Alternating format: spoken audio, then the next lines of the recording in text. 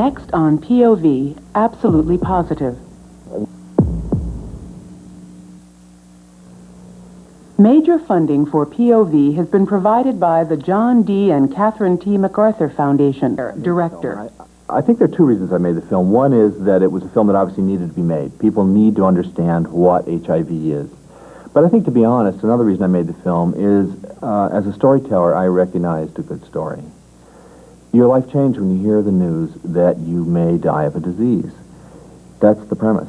What happens when you ask 11 people what they're going to do with their lives after they hear that their lives may be very shortened? So, a priori, this was a good story. I think that people chose to tell us their stories, for one thing, because they had been living, many of them had been living with a secret for so long, and they had reached a point where they decided, you know, what is there to lose? There is a lot to be gained. I know that people who began telling their stories felt a kind of relief that the secret and the burden was finally lifted to some degree, that this would have consequences. It may have great consequences for them in terms of their neighborhoods, their churches, their workplaces, for them to come forward this way, but there were other gains to be had. This program is a co-presentation with KQED San Francisco.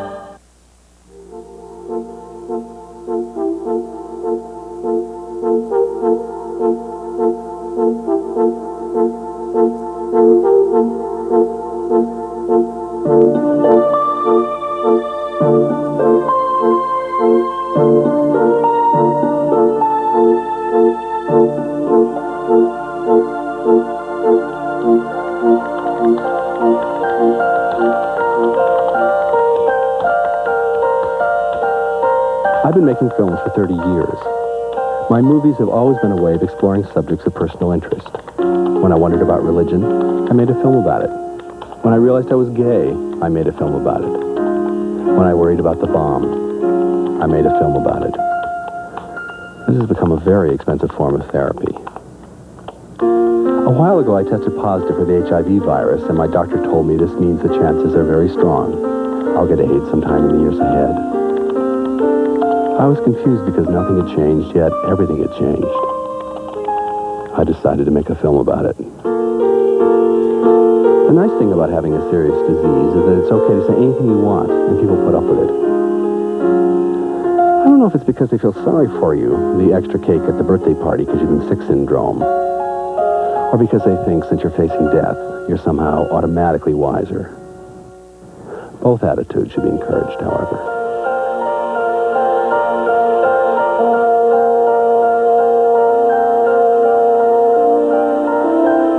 I asked Janet Cole if she produced the film, and we started talking to people. The government says there's more than 1 million Americans infected with HIV. We did research interviews with 120 of them. What a strange disease. You're sick, meaning you have a deadly virus, but you're well, meaning you probably don't feel sick. I wanted to know, how are people handling the news? Has being positive changed their lives? How afraid are they of getting AIDS? We eventually chose the stories of 11 men and women who represent a cross-section of the epidemic.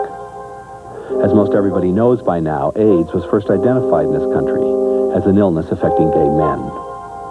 And as gay men, we were part of a community which itself was young, a community formed from the new sexual awakening in America. I came out to my parents when I was 13. They were the first people I told. And it gives you an idea of how close we were. I mean, this was a very tightly knit, dysfunctional group. It was, you know, not, and I have very strong positive feelings toward my parents, along with strong negative feelings. But they were the first people I told, and they wanted to be helpful, which meant that they wanted to seek the appropriate medical counsel. And so we went to my family physician, and he recommended a child psychologist. And I came out in that context to my family. I stopped going to the psychologist after a couple of years. I felt it was a gross waste of money and time. And he didn't cure you? No. I grew up in upstate New York. We lived on an old, what used to be a chicken farm, but it wasn't operational for years. My father was a truck driver. I have 2 older brothers and 2 younger sisters, and the family joke is that I'm the transition. Gay men flocked to the big cities to be part of this new community. I wanted to, own more real estate in Manhattan than Donald Trump, and You can remember actually wishing that. Yeah, and now I think back about it and laugh. It's so contrary to how I feel now. Not big steps, they're gradual steps. I mean, I went about all of this very, very slowly.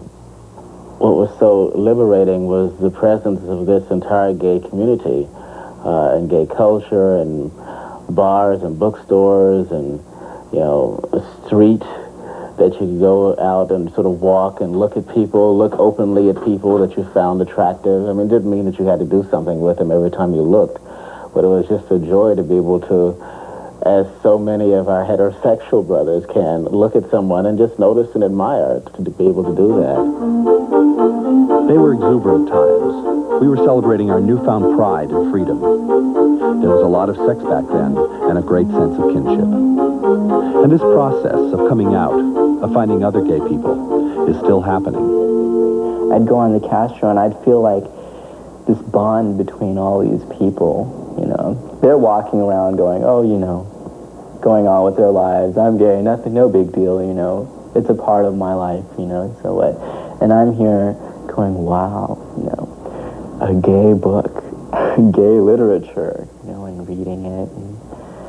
And I just felt so free, I remember the same exhilaration 25 years ago, but for Johnny, there was a big difference.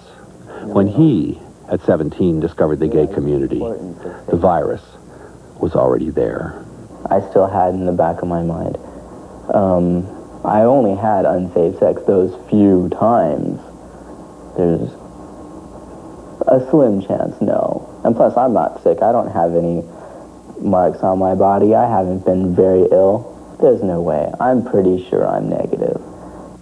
What an irony that the liberation movement, which freed so many, also created such opportunities for transmission of a virus. I don't even know what year this was that I think my very first experience was I was coming out of the Castro Theater, and my friend said, that guy with the brown jacket has AIDS. And I remember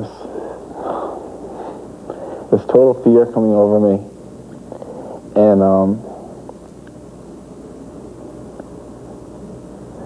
just a lot of fear, and they introduced us, a group of people, to one another, and the guy with AIDS made his point to shake hands with everybody there.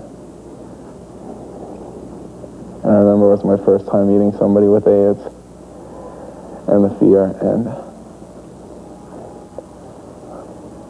I didn't want to touch him. I didn't want him to shake my hand. And so I put my hand in my pocket, and I waited till we got to a restaurant so that I could go into the washroom. I felt so sad and so guilty.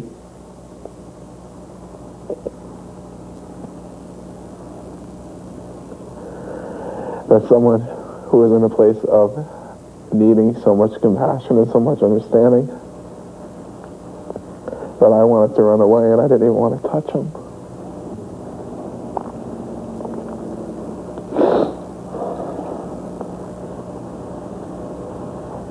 And I remember thinking, God, this guy is so beautiful and so powerful, the way he put his hand out to everybody, and I thought, I wonder if he knows what I'm thinking. I wonder if he knows what I'm thinking. I wonder if he knows how afraid I am.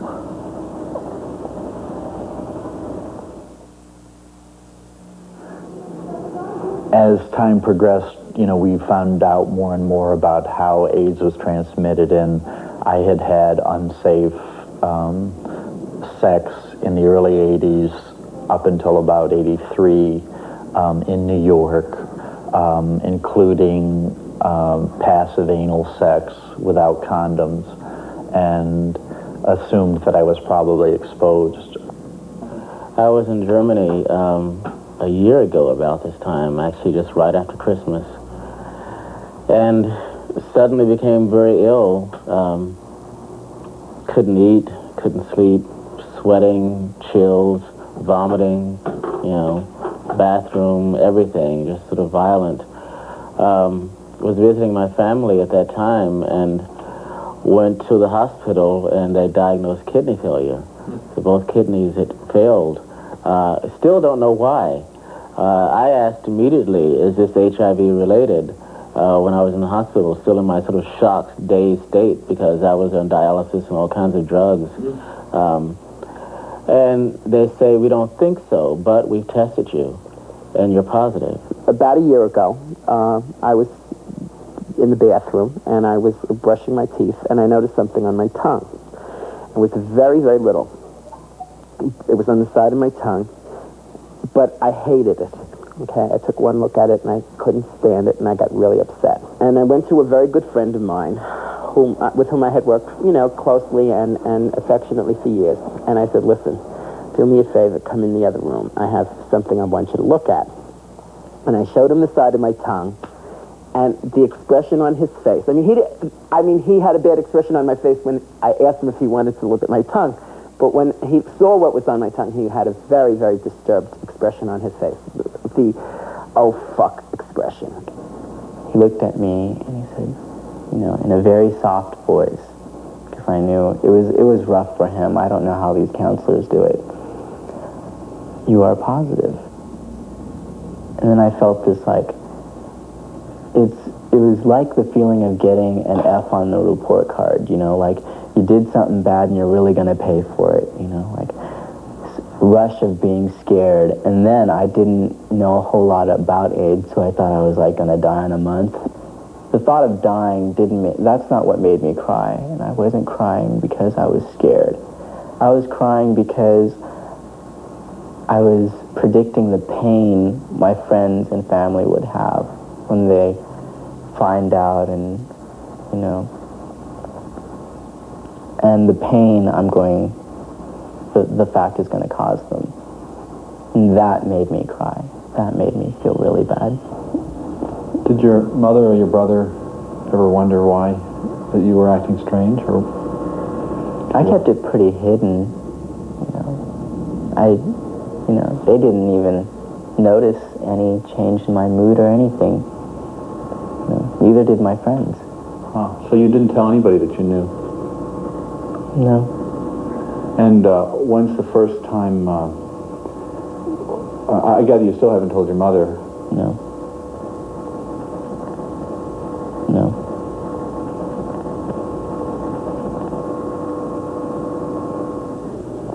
I grew up so Catholic. I was doing it so right, Janet, that I had never been to a gay porno movie. I'd never seen a gay porno movie, even on a video. I'd never gone to a porno house. I've never gone to a bathhouse. I wasn't sleeping with 8 bazillion guys. So I shouldn't be touched by AIDS. You know what I mean? This is the level of thought that was going on in my mind. I think that goes on for a lot of people around when they're diagnosed. Oh, it's because of that evil stuff I did in the bathhouse. It's because this and this and this. And so what I love telling people when I hear all that loaded guilt stuff, I said, look it. I feel like I'm like Andy of Mayberry, and I am diagnosed HIV positive. Cut yourself some slack. I was about as angelic and white bread as you can get. So I thought. I was doing it right. My idea of love was 2 people in a room with the windows closed, and there's 2 people in that bed, and they're going to be together forever and ever. I'm HIV positive. What happened?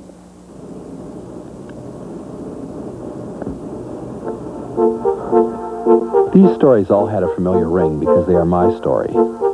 We all shared the 2 biggest events of our lives, coming out and testing positive. It's estimated that 50% of the gay men in San Francisco are positive. The epidemic is also rooted within another population which evolved in the mid-60s. Drug use skyrocketed during the Vietnam War. The greatest effect was in the inner city. Well, I was born and raised in Brooklyn, Williamsburg. I was born in the Greenpoint Hospital in 1952. I come from a family of 6 women, including myself. No brothers. I went to school in Williamsburg, straight to high school. At 14, Alice got pregnant and moved in with her boyfriend. He went to work, and I went and I hung out around the high school that I had attended, and that's how my day would go. And I would run home at 3 o'clock in the afternoon to be this grown-up, you know, and cook dinner and act like I was being a housewife all day, and it was like real confusing, and it was like really, I was doing something I really didn't want to do and didn't know how to do. Within a year, Alice began using heroin. I got a habit, and I became my best customer. And then I became my only customer, and the relationship came to an end, and then I wasn't able to work, because I didn't have it like that to work. I would get up in the morning, and it was about hitting the cooker, you know, and chasing that drug. I was an IV drug user at the time, and it was discussed among people in shooting galleries. You know, everybody would discuss AIDS and how you got it. Although the information was real sketchy, we knew about it, but it never curtailed any of the behavior at all. How was it talked about? It was just, you know, have you seen so-and-so? They don't look good. You know, they look really sick. Maybe he has AIDS. You know, they're saying you can get it from needles. We should use bleach. Ha, ha, ha. You know, nobody ever did. And it was generally, you know, you'd see somebody and they looked really bad, or you'd hear about somebody dying, you know, and then the rumors would start whether or not it was AIDS. It's not, there's a stereotype as to who has it. Has it, well, that's tacky. You know, who tests positive, or who has acquired this disease. You know, I mean, I'm like, I think I represent a fairly average group. You know, I'm black. I have a husband, kids. You know, we thought we were pretty average, go to church every Sunday, and through the week, we work, we call ourselves, but, you know, we had a bit of a history that we thought was behind us, which a lot of people probably might think. And we had all but blocked it out of our minds because, you know, life had completely changed in the last 6-7 years. So what do? You block it out, but who's to say that it's going to come back and haunt you like that? That's what I call it. I went in to get my results, and he told me, you know, are you ready for this? I said, everybody, about as ready as I'm ever going to get, and I thought it was about the coolest thing. And he told me your results came back positive. And he told me, well, I suggest that you get involved in some type of group. And he started telling me a bunch of stuff. I don't really know what the hell he was telling me. I know he was telling me a lot of things that were good for me, but I wasn't listening to any of it, you know.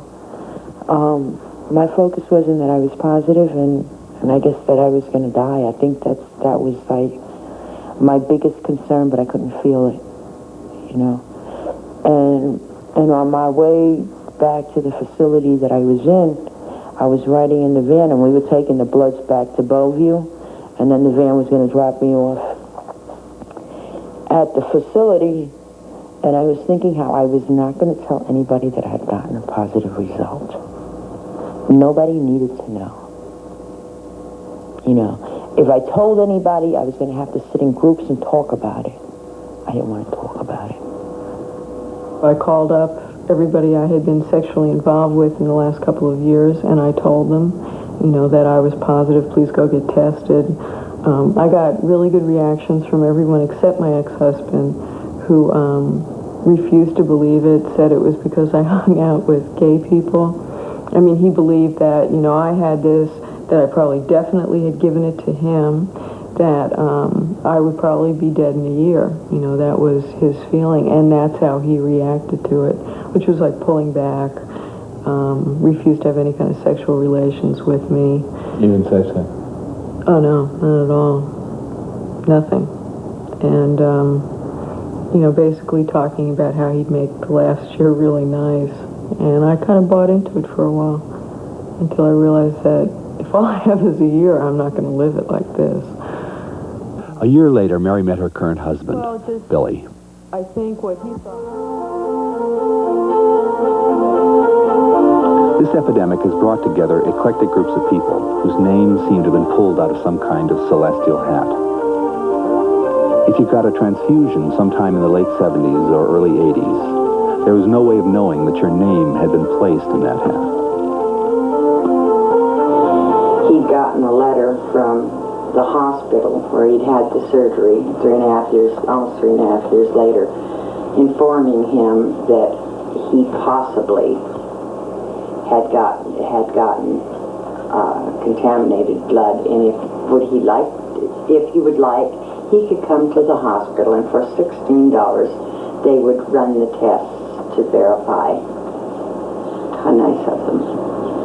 Yeah, I went to my doctor finally, and he told me, he said, "Oh, don't worry about it." He said, "I've done hundreds of these tests, and only 2 of them come back positive." And then when he got mine back, that was 3. Because Margie may have been sexually infected by Delmar, she decided to get tested. I don't know where the devil Delmer was, but somehow I got in the house first, and it just so happened that 3 of my kids were here. And I came in the house saying, "You're never gonna effing well believe it, but I'm dying." And that's how I informed them. Why did you think you, some people's reaction might be to keep it quiet and sort of go into themselves rather than blurt it out to their children or something. Why do you think that was your reaction? I think probably because I'm an angry person. Juan was also infected by a heterosexual partner. When I met her, she had stopped. She had about 4 years with using. She was in good health, except for minor, things. Juan's wife, Grisela, had an early history of drug use. Neither had any idea that she was left infected. While Juan was serving in the Army, he was notified that she had suddenly died back in Puerto Rico. I went downstairs to the morgue. The guy didn't want to let me see her. My uncle was there, and 2 of my uncles, my mother. So what I did was I just pushed through him. And I went up to the refrigerator door, and they had a glass, and I looked through, and it was her, she was laying there. Remember her hair, you know what I mean? The blanket, she was real skinny. And I turned around, and the guy woke up. And he says, he looked at me, and I said, "Where's the book? Where's the book?" And he says, "You're looking for Grisela and all this little stuff." And I said, "Yeah." So when he showed me her name, right next to it, it said cause of death. And it had large, like with a highlighter, AIDS. That's why Juan returned to the base in Germany, where he tested positive. He comes home as a, quote, healthy baby. He begins to get sick. He came home in March. He began to get sick in August. Doris had no idea she was positive when she gave birth to a son, Jared. The baby was constantly sick, but no one could figure out why. He had tested negative for HIV once, but in desperation, the doctors tested him again. He had been at the doctor so much and been so sick that I never needed an appointment at that point. When we would come, we'd just go in. We'd go there, and the nurse put us in a room, and the doctor would be in like a few minutes. No matter what he was doing, he'd come see Jared because he knew he'd probably be real sick. This particular day, this dude didn't come in for like 10 or 15 minutes. And I'm like, what's up? It was taking him so long. So, my husband gets real quiet. He's already quiet, but he gets real quiet. And he said, what do you think is up? So he said, you think something happened with that test? I said, no, the 14 days been up. So we sit back. He's just busy. And then we get a knock at the door. And he had a social worker with him.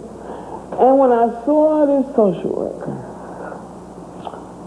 I said, help me, Jesus, because I know what the deal is.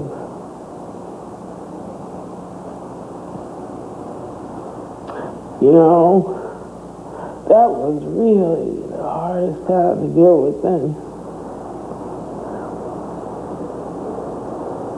And he really didn't have to say a lot. And he knew he didn't.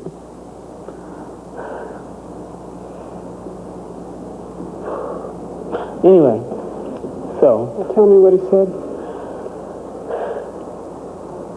He said, Jared, I got Jared's test results back. And me and my husband looked at each other.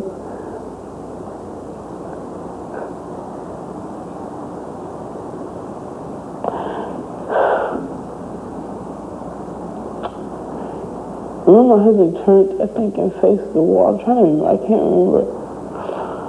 And I just fell down on the chair. But that's the only time. And look at me now. And I'm sitting there saying that's the only time, but look at me now. That's the only time I really fell apart about it.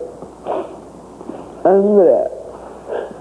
And it might be hard to believe looking at me right this second, but when I think about that particular moment, it's the only time that really hurts a whole bunch. We didn't tell our daughter, and we decided on the way home we made this pact. Wasn't nobody gonna know. Because people will hate us. Months later, tests would confirm that Doris was positive and her husband negative. So, we made a real pact about that.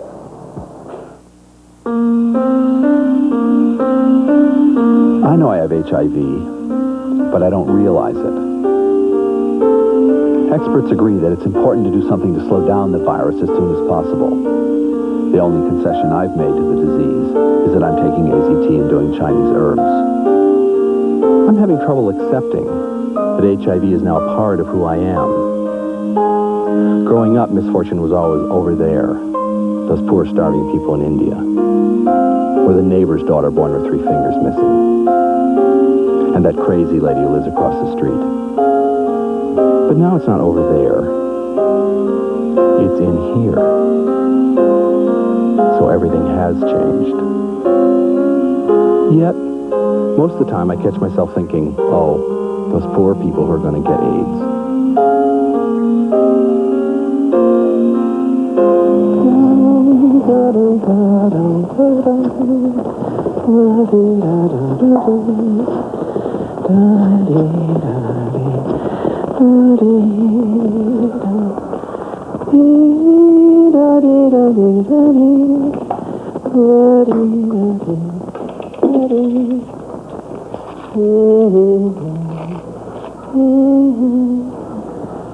You like applesauce, Izzy?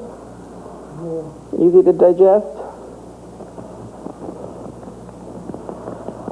Okay.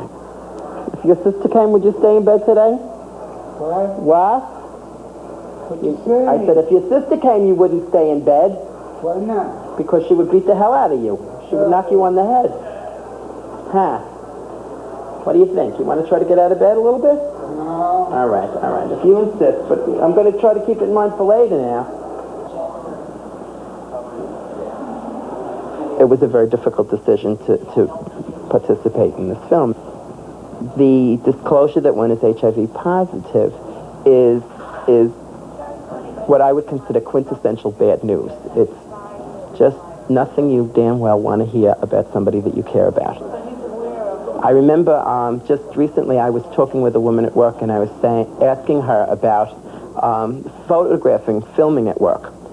And I said to her, I'm having a real problem. I'm trying to figure out how to politically negotiate, how to get the cameras to come to work so that they can film me, because they're doing a documentary about HIV positives, and I'm HIV positive.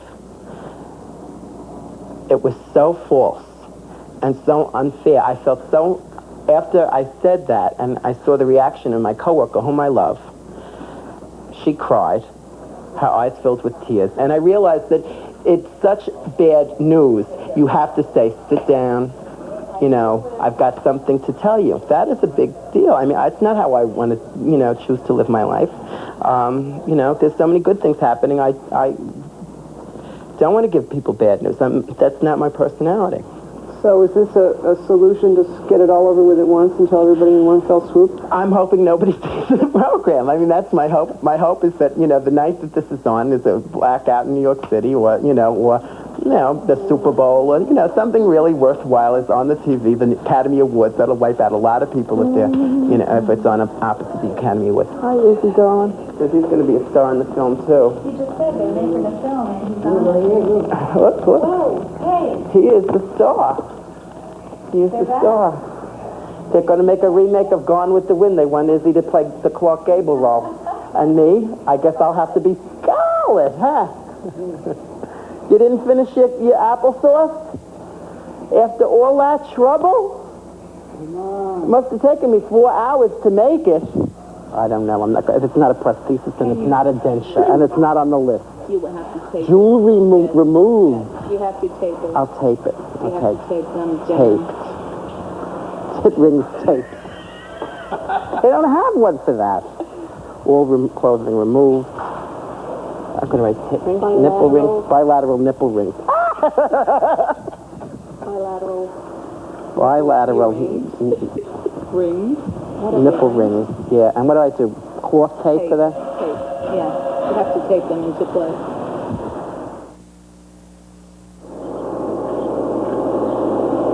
I made a very conscious decision that AIDS was not going to kill me. I decided I was going to drink myself to death. You were going to get it, huh? Yeah. Yeah. I'd be damned if I was going to succumb to this damn disease. I would go out laughing and enjoying myself, and I would drink. And drink and drink and drink. Was it fun? For a while. And then it became not fun. Just not fun at all. And what was Delmer's participation in this, if any? he's done pretty much the same thing. Pretty much the same thing. In fact, day before we quit drinking, he had decided he wanted to become a bartender so he could drink all the mistakes that he could make. I mean, it's funny now, but I was different than my wife. Now, she wanted to read, when she found out she was positive, she wanted to read everything concerning this. She wanted to know, and it's been a great help to me and my doctor. But she wanted to read everything, and I didn't even want to hear the word. I didn't want to hear it on TV. I didn't want to see it on TV. I didn't want to see it in the paper. I mean, denial. I'd shut the TV off. Come on, you know. You find out this information and you're crushed. You crumble, you know. And then you talk to people, kind of put yourself back together. And then once you're kind of sort of back together, that's when you get courage. And what would you call your first act of courage? Going to the group. What was that like? Tell me about it. Why was it courageous? Because I was actually doing something about this. I could have just sat at home, not tell anybody forever. Not tell anybody forever. I think most of the hard moments that I've had are having to explain to my daughter what I have. How did you do that? I sat her down, and I had taped a number of AIDS specials that were done for children on television, and we watched them. And afterwards I said, do you understand, that I'm HIV positive, which this is what it means. And also, we have a lot of friends who are also infected, so there's a lot of AIDS talk around the house. And I said, and yes, and she asked me, does this person have it? Does this person have it? And I'd say yes, does my dad have it? And I said, no, Billy doesn't have it. And that was really hard, because for her, it meant that she had to confront the fact that maybe I won't be here forever. And I had to confront the fact that maybe, I won't get to see her do things that normally maybe I would have. I think as my body began to change in small ways, as I developed rashes here and there that would come and inexplicably go away, as my eyes would sometimes get very red for no reason, or my skin would seem sort of strange to me compared to how it had been. I realized that there was a metamorphosis going on here, and obviously going on internally, and now beginning to manifest itself externally. And that became harder. That became harder to deal with. I was mad about things like why did I have to have so many friends? Why do I have to be in so many things? Or what are these people going to do when they find out? 'Cause I was close to so many people, and all I could think about was losing those people. And the one thing that scared me most was about my church. One of the deacons at our church came and picked up me and my son and my daughter for a barbecue. So we go over their house, and boy, this really hurts, because when I think back on it, so we're over there and we're all sitting around the table, and the kids are fighting about they want some more Kool-Aid, okay? And they don't know whose cup is whose. And they're fighting about, no, that's my cup, that's my cup. So the hostess, who I was sitting next to, Kelly Sonoda, says, would you all stop fighting over that cup? It don't matter who drinks out the cup. Ain't nobody around here got no AIDS. And boy, and poor Kelly, my daughter, she froze. And she was just completely, I could see, just completely, and I could see where you could see something was wrong. And so to distract them from noticing her reaction, I called the attention of one of the kids that were running out of the gate. And the little kid saw her, she was going out the gate. But, boy, that went right through me like a knife. It was hard for me to keep it hidden,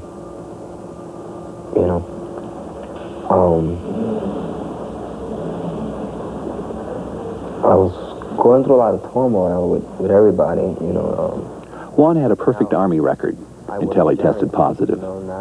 Distraught by the news and the need to keep it secret, he got into a terrible fight outside the canteen and was sentenced to the brig. It wasn't like that. As soon as I got there the next day, man, people would ask me, I remember this guy asking me, are you gay, And I'm like, why? And he didn't want to say nothing. There was guys screaming from the cells under me, they got somebody upstairs with AIDS, and they got faggots in here, and this and that, like, What'd you say? Nothing.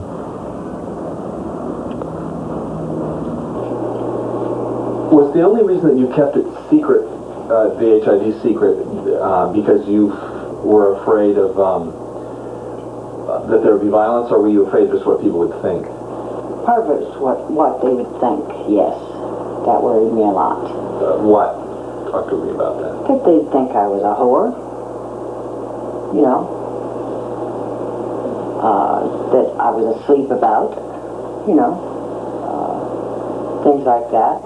And I certainly didn't want reflecting back on my girls who were still living here at home. I figured life was tough enough without, you know, having other people judge them because of their mother's, what probably would be considered promiscuous behavior. And I wasn't like that. Did you ever blame yourself for being positive? Possibly for a while, I suppose. Eventually, I guess, yeah. I think, if we're all honest, I think those of us that are living with this disease, I think we all probably somewhere try to examine, well, gee, do I really deserve this? I think it's probably human nature. I have a lot of friends who share with me what a positive and beautiful and grateful experience it is for them. They all work with AIDS and they're doing a lot of great work. And there's a part of me that doesn't feel sometimes that grateful. I don't feel so good. I feel like I was doing a good job before. And there's definitely a part that feels like this anger at God. There's this part that comes up, my gift of my Catholic upbringing, where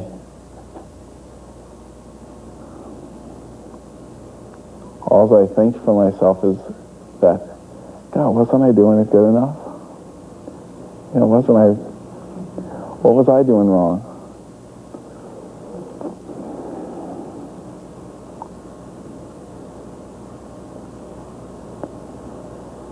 Where it still can feel sometimes like a punishment. It can still feel sometimes like a judgment.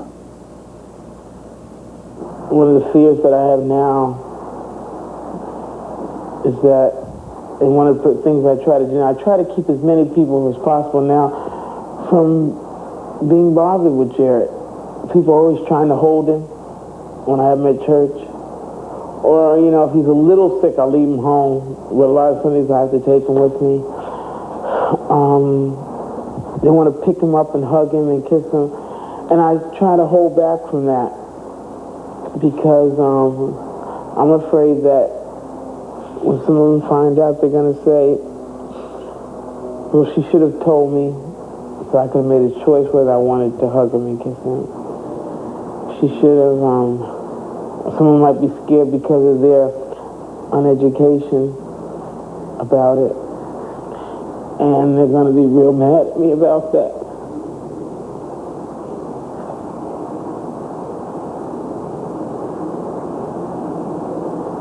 They're going to be upset that I didn't tell them because maybe they had the right to know because we are all so close. You know, we hug every Sunday. And some of them are going to have some be a legitimate fear with them. Is it legitimate since they can't get AIDS that way? There you go. You got me. You're right. But they don't know that. They don't know that.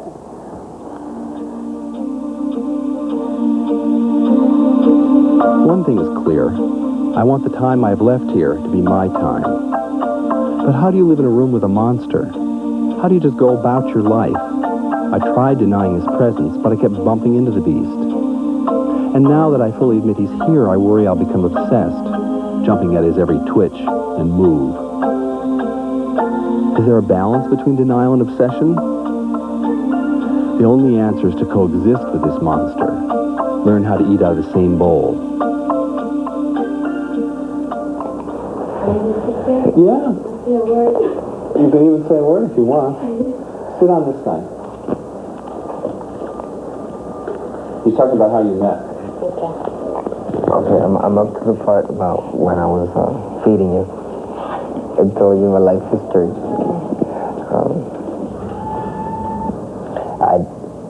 On my way to work, I would drive up to the place that she was staying at. Which was a girl's home. Yeah, And she would look out the window, and I'd look at her and I'd wave and stuff like that. So you're already flirting. Yeah, flirting. That's you could call it that. Who flirted the most? She did. You both agree.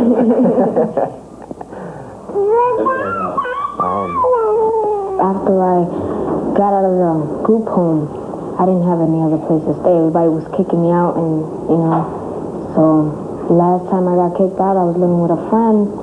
She was gonna move, and I had to go. So he decided to take me to his mother's house. Stay over there. My mom, she's pretty understanding, Was she? Yeah. She has a small apartment herself, but yet, she still wanted to help. And how long have you had this place? Is this the first place you had together? Yes. Heaven? Yeah, heaven. Alright. We met initially, and it was kind of, I guess, love at first sight, at kind of the premier dance palace of gay New York, the Saint. There was this gorgeous blonde standing there with this huge smile, and it was one of these like, whoa, where did you come from? And he noticed me and kind of smiled at me, and during that whole show, I kept like every now and then looking back and catching his eye, and he would smile or wink, and Eric and Scott didn't meet that night, but by coincidence, several months later, a mutual friend introduced them. When I came, back, I called him up and asked him to go out to dinner alone, and it was the first time we had been together in a dating kind of situation, and we spent the night together, and from then on, we were in love. And the irony of it all was that 6 weeks later, Scott was diagnosed with AIDS. He said, look, there's something I want to tell you. I got the results back from the doctor today, even though he'd really gotten them back on Friday, and told me it was definite that he had AIDS. And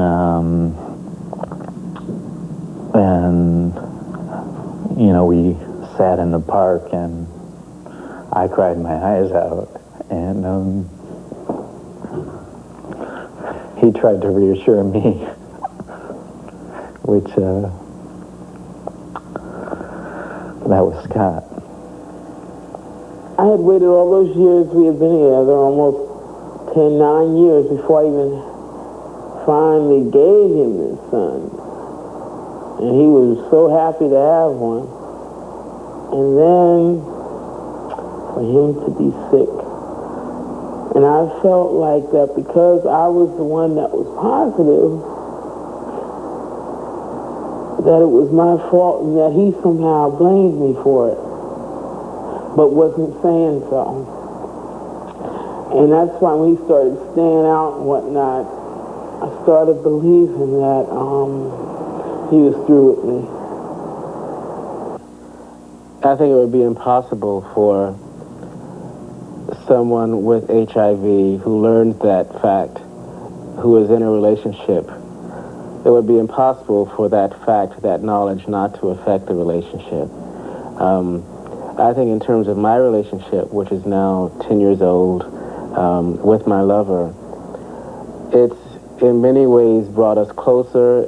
At the same time, it's created a certain wedge within the relationship because he is negative.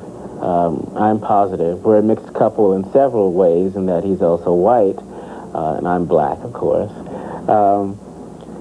So there's that additional wedge there where he faces the prospect, of losing a lover. Yet again, actually, because 2 previous lovers, ex-lovers, have died of AIDS. I face sort of the burden of thinking I don't want to do anything that would endanger his health, So in some ways it drives a wedge in the relationship that I think is a constant point of potential friction, at least a constant point of trying to resolve and to sort of break through.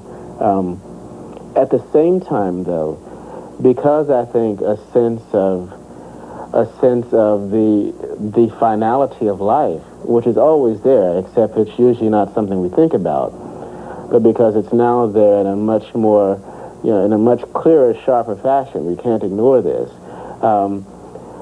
It makes us much more appreciative of each other. I remember making love to her, and right afterwards, having this guilt, of wanting it to be open.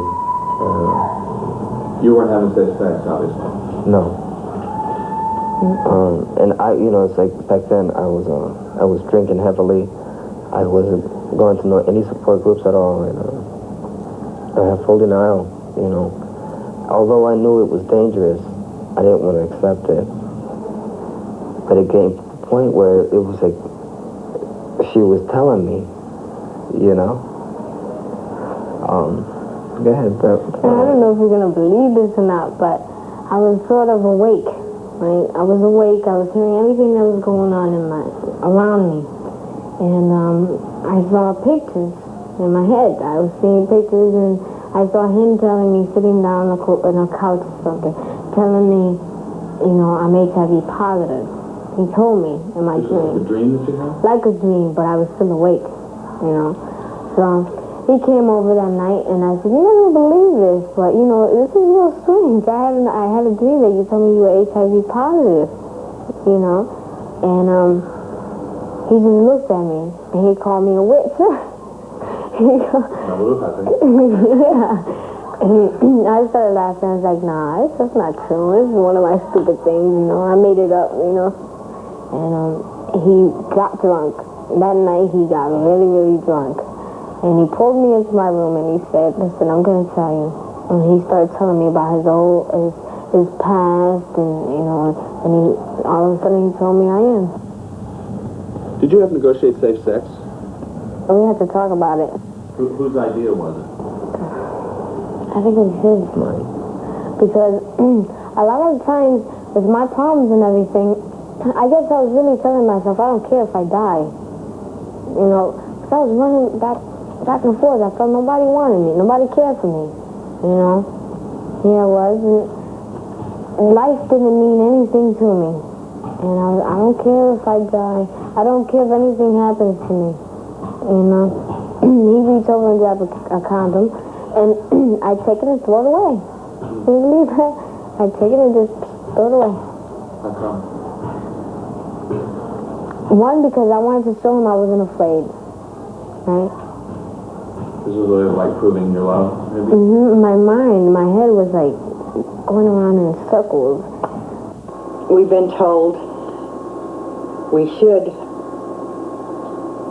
take some precautions until he found out what the results of his tests were. He was too embarrassed to go and buy them. And somewhere along about that time, my feelings of self-worth were about yay. And I permitted us to have sex without condoms. In other words, I wasn't willing to be responsible enough to say, not unless. But neither was I willing to go and buy the condoms. I was as embarrassed as he was, in other words, and just not willing to take the responsibility. And then he went out hunting with his friend from McKinleyville, and he cut himself. And he took every precaution to take care of his friend, so that his friend didn't come in any contact with his blood, and told his friend why. And he come back home, and he related this to me. And I was furious. I was just so furious. I could have wrung his neck. I wanted to throttle him. I really did. And we got into a terrible, terrible fight. I called him every dirty name I think I'd ever heard in the book, in every language I could think of, and said, how dare you care about your friend so much that you'll protect him, but you won't protect me by using a condom. One day, he said he was going out to get my son some tennis shoes. He was going, anyway, he was going out. And he went and checked himself into a drug program. After he'd been in there a while, he decided, he said to me, when he was able to talk to me, he said that he didn't know what to do when he realized that he was losing his wife and his son, that he didn't think he could hang. He didn't think he could hang. So he left the weight of it on me. But I guess I should be thankful that he's where he's at, and that he's come through it, and he is back on his road up. But you know, I don't have this strength sometimes to deal with him getting through his recovery, Jared being sick, me being sick, and a teenage daughter that is being a teenager. You know, who helps me? You had only known each other 6 weeks, right, when he was diagnosed. Did it ever occur to you to say, look, I don't need this, but he's going to be dying, and he's a new lover. Let me gracefully bow out. He had a lover. Yeah, I actually went through a period like that, and that was exactly what I was, thinking.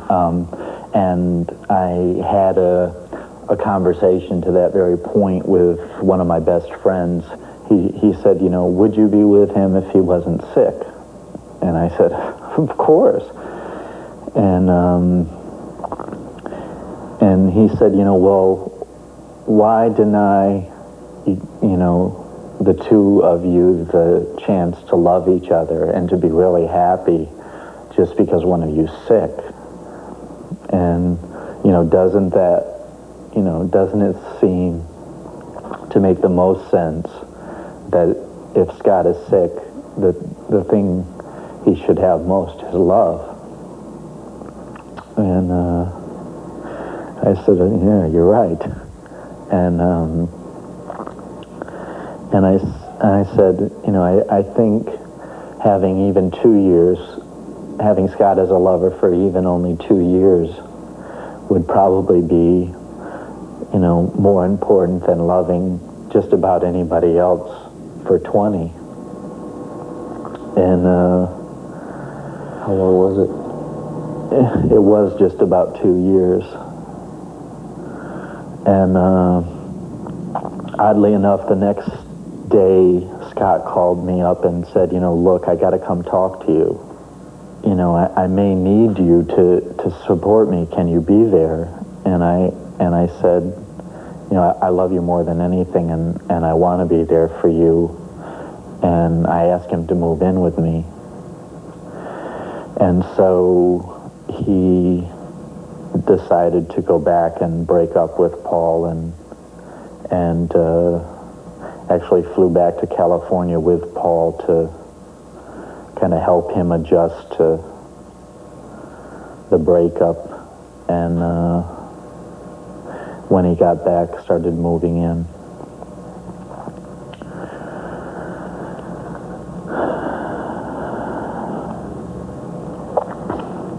And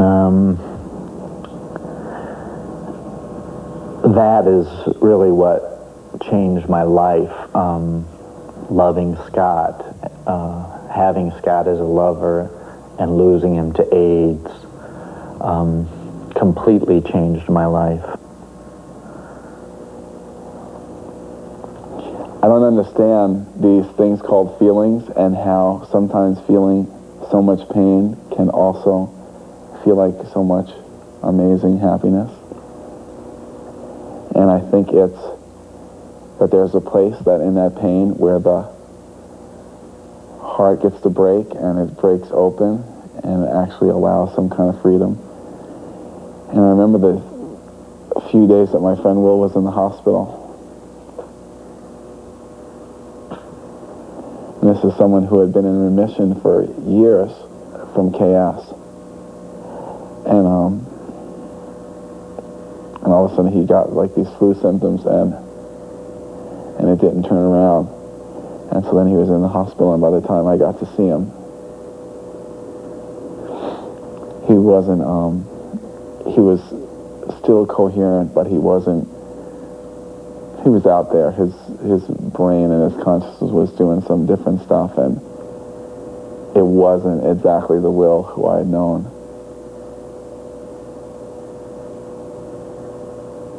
And for those 2 days of being with him when he was dying, they were like two of the happiest days I remember probably in the last 5 years. And I can't understand why, but that I just felt so much love.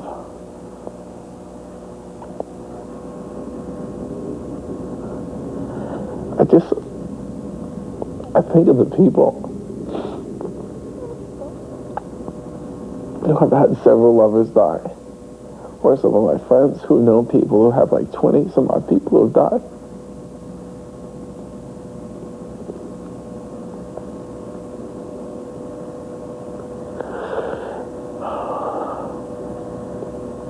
I'm thinking, nobody knows that. Nobody knows what those people have gone through. Nobody knows the amazing strength and the love and the generosity that those people have. And these awful gay people that this world thinks of,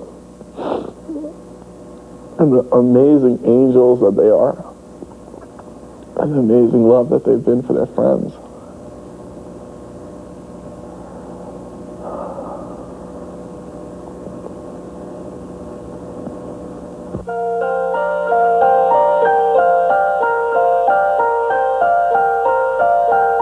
Is HIV fatal?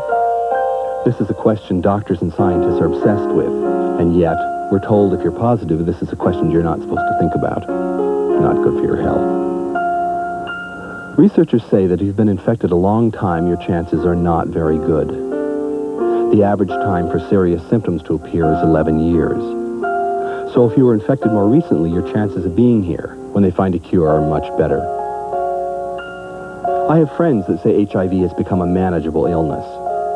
Like diabetics, most of us will survive. And these friends object when I refer to myself as having a fatal disease. But I feel there's more glory in surviving a fatal disease than dying of a manageable one. I started falling apart there for a minute. How? Feeling sorry for myself, crying. I'd cry about, I got to the point where I was tripping about the worst thing, pork chops. When you start tripping about pork chops, now you got a problem. What do you mean? I sent him to the store to get center cuts, and he come back with rib, and I cried all night. Now you know that's deep. I mean, things like that, when things like that get to have you crying all night, then you know you got a problem. You know? So, I mean, and I was just always arguing, always crying, and just felt so sorry for myself. Wouldn't do nothing. How'd you get out of it?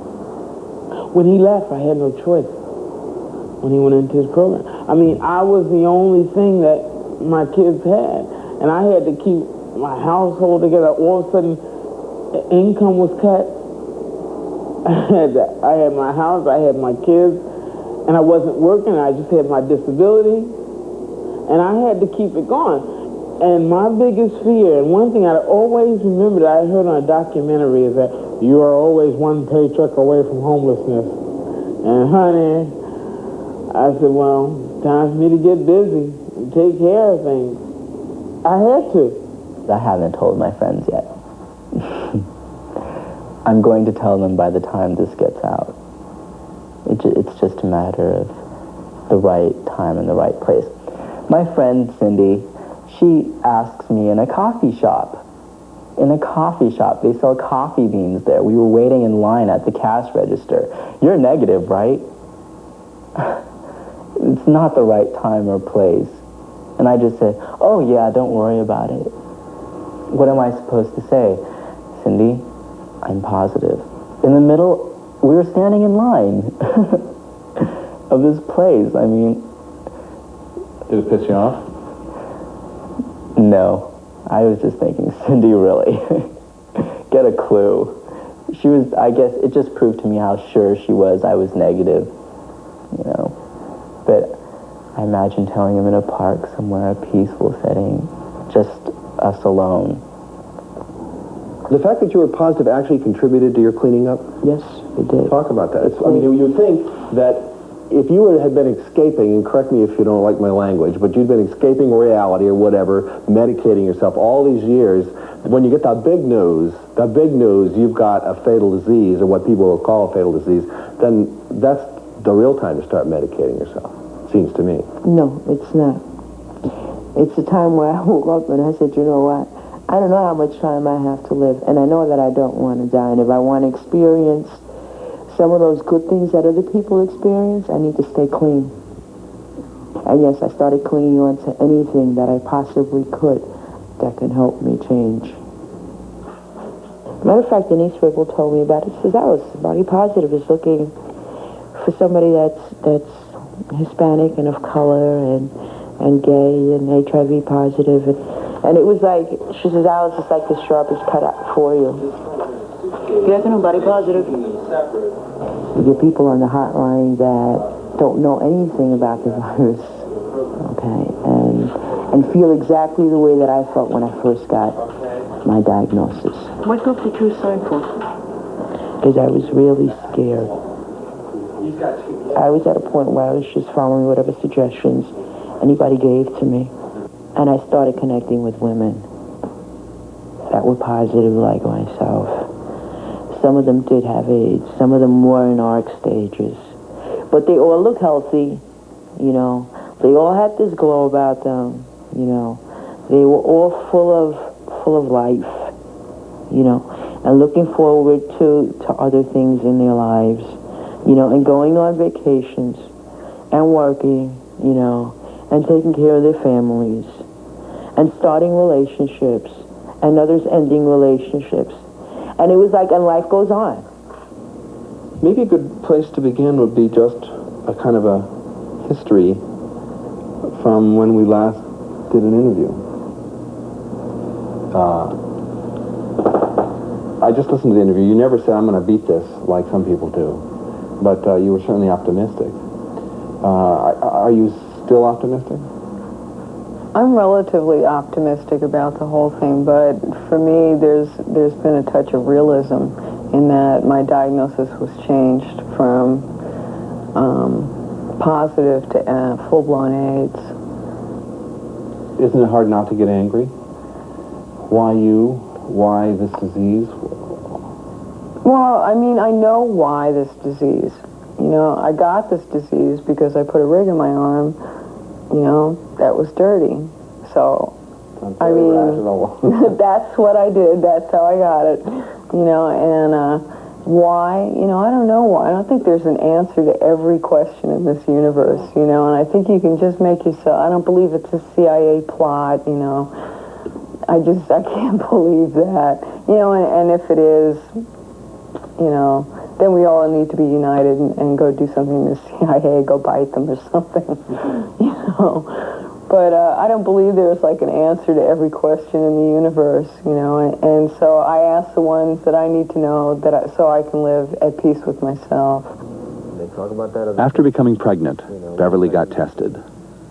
Miraculously, both she and the baby, Crystal, are negative. When I went to the support group down here, they taught me on ways to break the news to people. You know, They taught me that I didn't have to do it by myself. You know, that there's other people that feel just like I do. And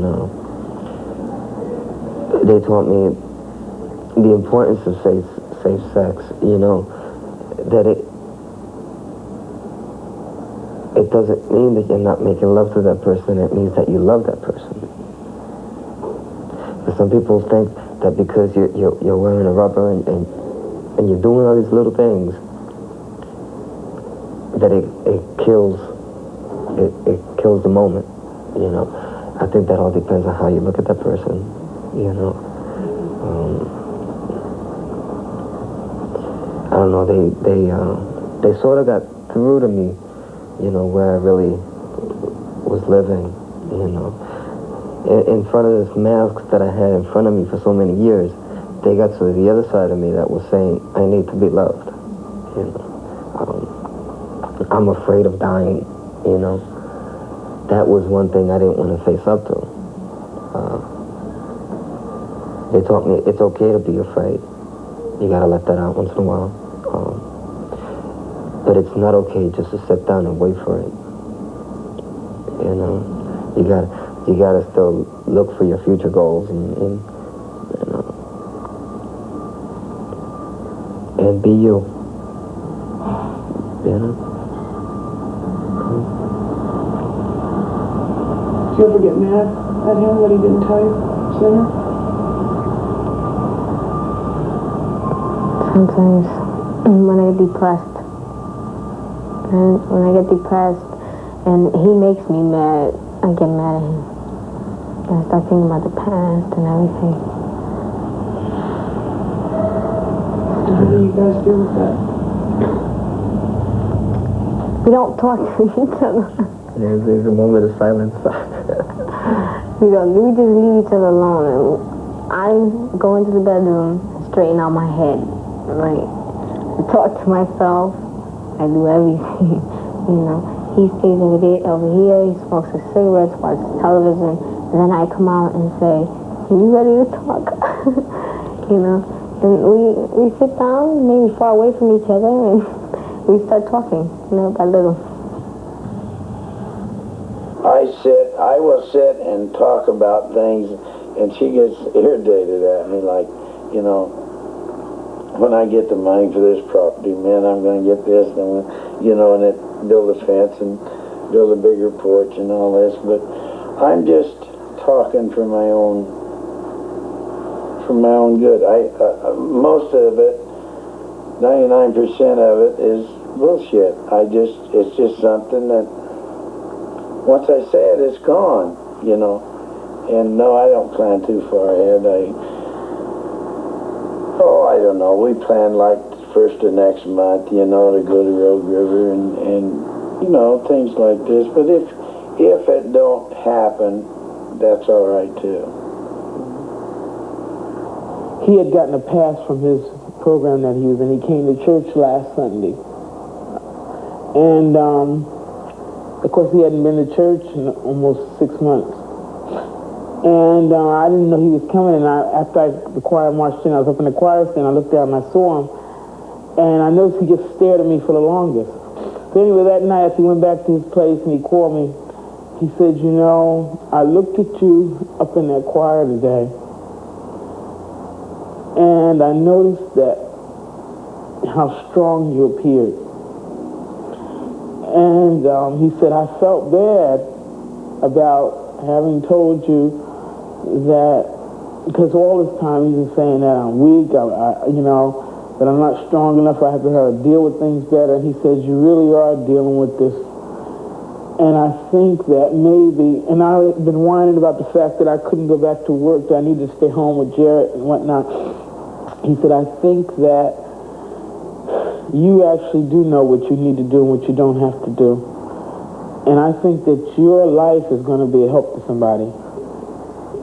Even if I don't make it and do die, I don't fear dying. I know I've lived before and that I'll live again, and that my life will have done some good. The meeting had, as I said, 11 members. There were 2 ACT UP members there. I was there talking about housing, and Todd Larango was there talking about losing Scott made me realize that I needed to do something about AIDS, and realized that there was a real problem with homelessness amongst people with AIDS, and knowing that I had a lot of skills in renovating buildings and stuff like that, I decided that I wanted to develop AIDS housing and get some goddamn attention paid to this issue, the level of attention that it requires. I have a really good life. I have a wonderful husband. I have a great kid. Work is a little difficult right now because of, I've been sick so often. But I mean, and the important things that count, which is to me family, I have more than I could ever have, wished for. So I consider myself real fortunate. A lot of people never have that, their whole life. I'm gonna kill you too! Daddy! In another way, it makes me really mad. It's like I finally got what I've wanted all my life, which is a really wonderful family, and I'm going to be really pissed off if it gets taken away, before I'm ready. What do you say, twice? I don't know. Let's just wait. Oh! All right. Everything's just fine. Oh, no. Give me your glasses. This is a mistake. What? This is a mistake. 1, Oh, 2, 3.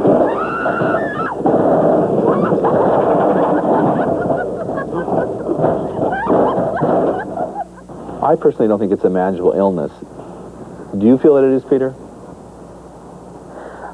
I'm not sure that it's not. I think that we really have gotten into all new levels of management. I mean, I'm witnessing people living longer and longer and longer and longer, even after the diagnosis, not after the infection, but after full blown, as they say, AIDS.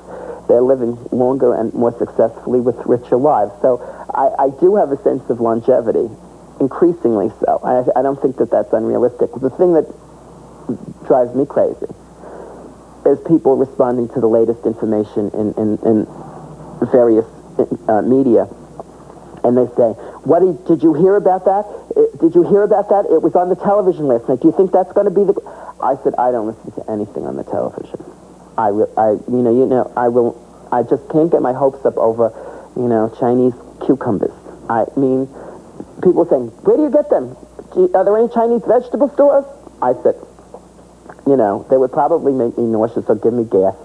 I'm not about to get my hopes up over Chinese cucumbers, And there's always going to be another Chinese cucumber, okay? And, I mean, so the thing is that I'm a clinician. I work in a setting where conservative medical techniques are extending lives. We also, through all of these clients realize that there are other means that people are using to make their lives healthier and more and richer. And so we have seen the Louise Hay tapes. We've seen the crystals. We've seen the oils and the healing groups. And as long as the treatments are not invasive or harmful to the individual, and the individual finds comfort in them, I think it's great. You don't go for them for you. No crystals in your bathroom. Well, actually, crystals are lovely, and I would love a crystal. You should, if anybody's out there wants to give me a crystal, lovely, beautiful, pink, lovely, blue, beautiful. I like crystals. It's not very nice, but I have my own coping mechanisms. I want my pussycat. I want my, I like my videos. You know what I'm saying? I have my own relaxation methods and motivational techniques, and I'm not big for them. Even this thing of the spiritual path can be a tight shoe. It can be like this place of burden. I've got to be spiritual. I've always got to be happy. I've always got to be aware. I've always got to expand it. I've got to be healing myself. I can't be getting sick, or I can't be blah, blah, blah. And my new goal is to be human, is to really embrace myself as really, I'm a human being. I'm a human being. It's my right to have a shitty day. It's my right to have a cold. I'm a human being. It's my right to be a bitch. It's my right to be less than perfect. It's my right to be HIV positive. Even there. I can be loved even there. Even in something that my mind or this world has said is so ugly, that I could find a place to be gentle and compassionate with that and to love that. When you say, what in my past, I really don't even think just my past as a child or my past as an adult. But really, for me, what's really sort of helped me through life have been figures through history. And one of the principal figures, it sounds a little crazy, but it's almost as if we have a dialogue at times. And it's not really a dialogue. I just see this vision of this human being is Harriet Tubman. Whenever I feel low, I think of this woman who was a slave, walking through woods, being chased dogs, pushing herself to find freedom and finding it, and going back into slavery time after time to take others back to freedom with her. And I think a tremendous risk and a tremendous courage that was required to do that. And that's enough. I mean, I could name other figures, but that's enough for me. And that's my past. That's the past that I draw upon that helps me through this, and will help me if, when, should I get sicker, and will continue to push me on, to keep saying to me, one more step. We'll make it. Don't worry, child. One more step.